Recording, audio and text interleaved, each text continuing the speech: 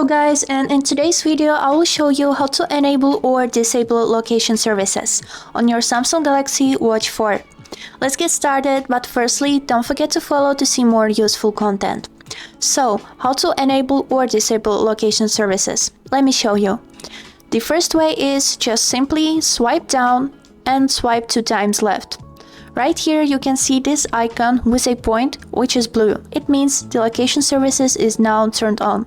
If you want to disable them, just simply click on it. And that's all. Now the location services are disabled. But there's the second way how to do it. Swipe 2 times right and click on this settings icon. Scroll down until you will see tab location. Here it is. Click on it.